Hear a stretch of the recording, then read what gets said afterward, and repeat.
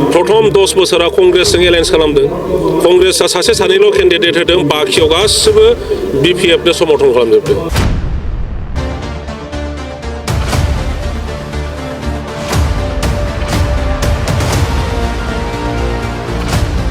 थांनाय 2020 सनाव इउपिपिएल आरो बिजेपिआ बे बिटिआर सुक्ति जानायनि उनाव ज' जादों।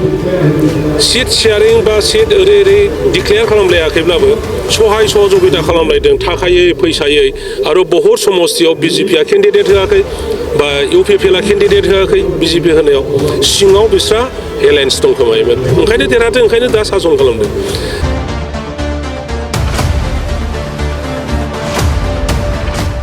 मोनफ्रोमबो दोलोआ इलेक्शनाव देरहानानै देशखौ सासन खालामनायनि उद्देश्य लानानैनो राजनिति खालायो।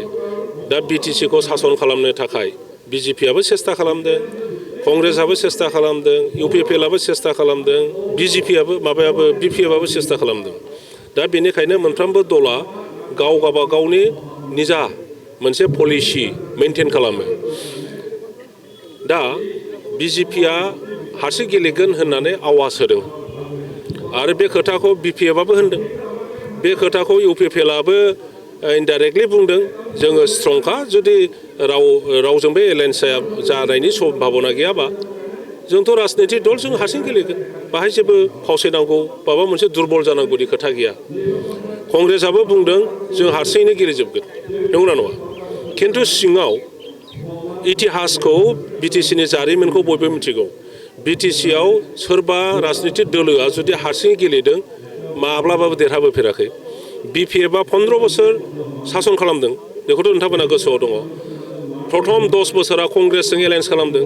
कंग्रेसआ सासे सानैल' केन्डिडेट होदों, बाखियाव गासिबो बिपिएफनो समर्थन खालामजोबदों। गतिके एलायन्सआव बिजेपिआ देरहादों, बिपिएफआ, आरो ओरैहाय इउपिपिएलआ जेननांदों। बिनि उनावहाय 5 बोसोराव बिजेपिजों एलायन्स जादों बिपिएफआ। सानै साथामल' केन्डिडेट होदों बिजेपिआ, बाखियाव गासिबो बिपिएफखौ समर्थन खालामदों, ओंखायनो देरहादों।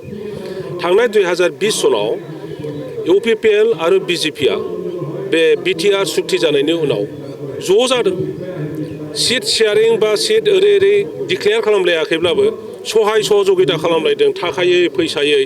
आरो बहुत समस्तियाव बिजेपिआ केन्डिडेट होआखै बा इउपिपिएलआ केन्डिडेट होआखै। बिजेपि होनायाव सिङाव बिस्रा एलायन्स दंखोमायोमोन, ओंखायनो देरहादों, ओंखायनो दा सासन खालामदों। ओंखायनो जाय दोलोआ सासन खालामनायनि उद्देश्यजों हसा हसियै एबार इलेक्सनाव गेलेनो नागिरदों, बिस्रा सेकेन्ड लाइन अफ एक्सन दङ, पलिसि दङ। गतिके बेखौ समाव मिथिगोन। जुदि इउपिपिएलआ सासन खालामनो इलेक्सन गेलेयो, इउपिपिएलआ सोरनिबा सहाय लाथारनांगोन। आं दहायनो बुंबाय, बेवहाय हारसिङै रावबो देरहाफेराखै।